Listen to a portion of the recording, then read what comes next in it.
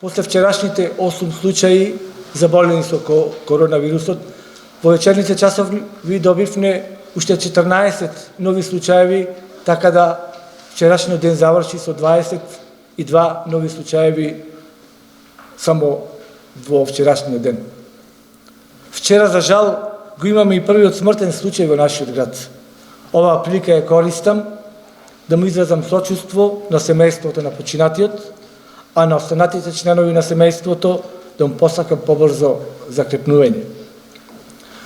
Последните податоци покажуваат дека влегуваме во втората фаза на пандемијата, во која бројот на заболени граѓани од општина Прилеп рапидно се зголемува. Од купниот број заразени граѓани со корона позитивни во нашиот град изнесува 75, работоспособни од овие сите 75 се 2/3, значи околу 50 се работоспособни, а останатите се повозрастни од 60 години и има 4 деца.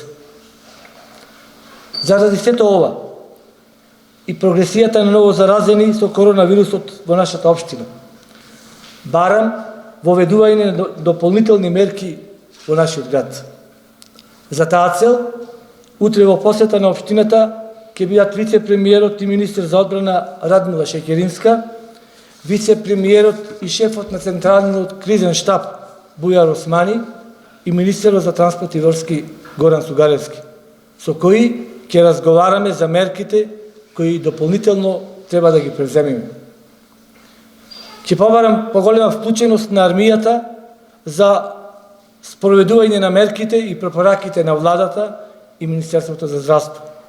Мора да го спречиме групирањето и гужвите, посебно пред банките и маркетите во нашиот град.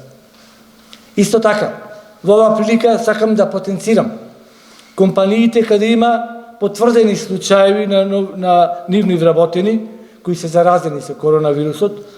Во вакви услови не смеат ниту да помислат повторно да активираат своите производствени капацитети, додека не се создадат барем минимални услови за работа според проценките на надлежните служби. Почитувани граѓани, мора безусловно и без исклучок да ги почитуваме мерките за заштита од коронавирусот. Се работи за вашите семејства, за вашите најблиски, за вашето здравје и здравјето за сите нас. На крај, сакам на сите католици да ви честитам големиот празник Великден, а на граѓаните од православна вероисповест да им го честите празникот Цветници. Празнувајте и славете во домашни услови, со своите најблиски, со своето семејство. А сега сакам да го кажам она што го кажа французите, во текот на неколку недели да бидеме блиски. Тоа значи да се дружиме на расстојание. Вака сега треба да сватиме дека епидемијата има свој тек.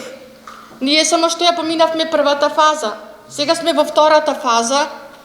Како што кажа и министерот, нели постојано повторува втората фаза, кога се уште очекуваме пораст на бројот на заболени. Не рековме дека оштра не е во Прилеп. Не е оштра ако го имаме во предвид колку имавме од самиот почеток на епидемијата. Не оди тоа оштро, оди очекувано.